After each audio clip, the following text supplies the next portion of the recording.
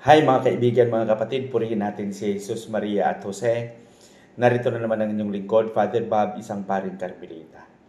Sa ating pagninilay sa araw na ito, pakinggan natin ng mabuti kung ano yung napakagandang mensahe na gustong ipaabot ng ating pagbasa. Sa araw na ito, araw ng Huwebes, nasa ikawalong araw na tayo sa buwan ng Mayo, 2025.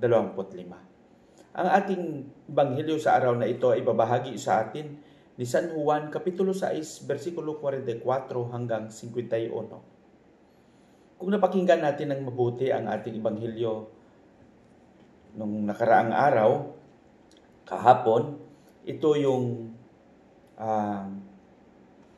continuation na pinagpatuloy lang sa araw na ito ang Ebanghelyo kahapon. Napansin natin na dito sa ating Ebanghelyo, pinapakita at pinapadama ni Jesus ang pagkakilanlan sa Kanya bilang anak ng Diyos at bilang Diyos. Kaya ilang bisis na sinabi niya na ang maniwala ay may buhay na walang hanggan. Hindi natin maiwasan na totoo nga marami rin ang naniwala kay Jesus, ngunit marami rin ang nag-aalinlangan at hindi naniwala sa Kanya. Malaking hamon ito sa Kanyang kapanahunan at kahit ngayon, napakalaking hamon ito. Marami sa ating mga kapatid na nagpapakilala na sila ay Kristiyano, pero yung pagkakilanlan nila kay Jesus ay napakababaw. Para sa kanila, si Jesus ay isang propeta lamang at si Jesus ay isang tao lamang. Ito ay nagkakalungkot kahit na si Jesus mismo sa kanyang buhay, lalong-lalo na ang Ebanghelyo ni San Juan, ang buong aklat na ito ay siyang nagpapakita ng isang katotohanan na si Jesus sa likod ng kanyang pagkatao ay talagang bakas din ang kanyang pagka-Diyos. Sa atin, sa pagkasalukuyang panahon, malaking hamon din ito.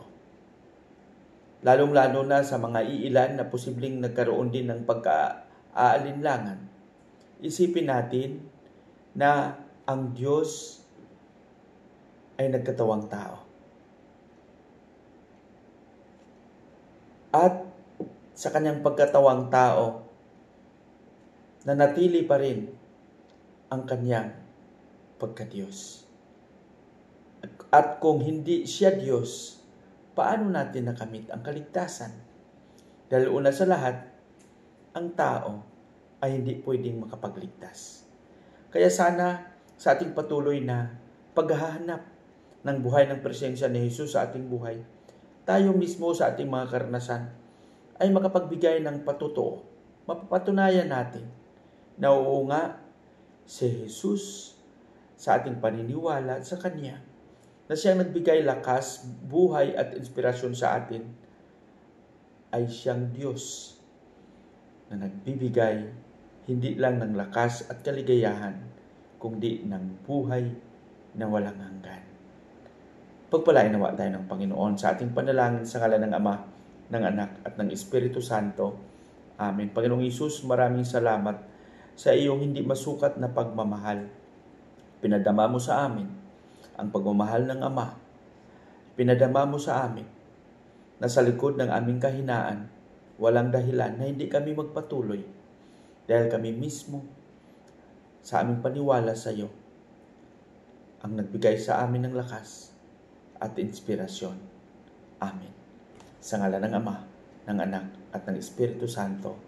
Amen.